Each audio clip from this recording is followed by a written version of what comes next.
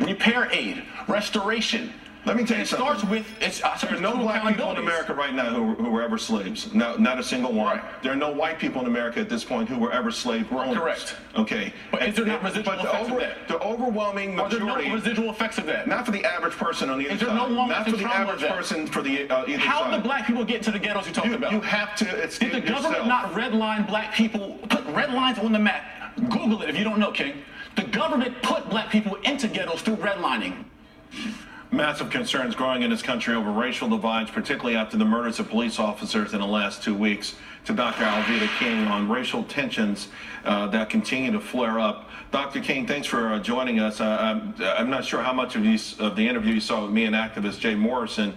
I've heard, where he's coming from many times before. I've heard it from friends and members of my own family. But the idea that government somehow is going to be the one to repair and restore the black community, to me, I think is a huge mistake.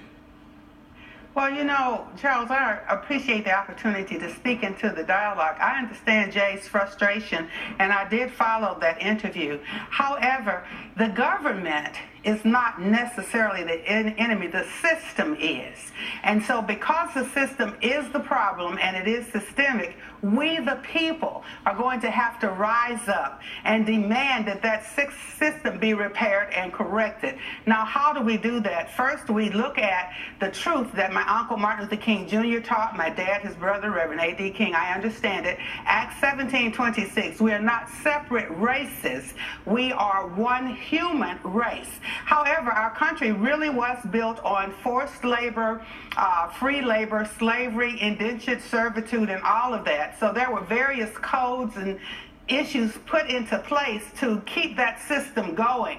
So today, where you have people of goodwill, good hearts of every skin color and every ethnic group who abhor that time in our history, the system has never been corrected, repaired, and replaced. And so today, quite often, you will have African Americans of every class, middle class, upper class, poor, young and old, and then you will have the poor Caucasian working community sometimes and other ethnic groups who are trapped into a system that wants to still keep the indentured servitude kind of forced labor, free labor mentality. So the system is the problem. The government is we the people. But it feels like, though, that if the system has morphed into something different, because I see the indentured servitude, people who are born on welfare and somehow never get off of it, and die on welfare. So I see a sort of different Faustian deal, if you will, with the government's last system, if you will. And I guess ultimately the bigger question is, who is the onus on to escape the system? Because we've got an array of examples of people in all of those different classes you talked about that have actually escaped the so-called system.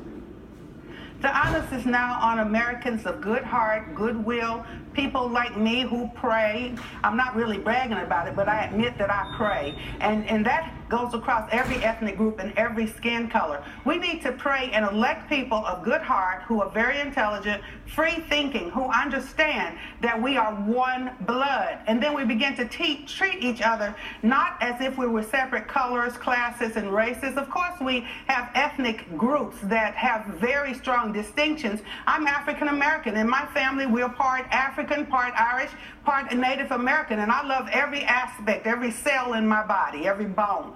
But we have to begin with intelligence, prayer, forward thinking, deal with this broken system that was designed to keep people in slavitude or servitude or indentured servitude or whatever you want to call it.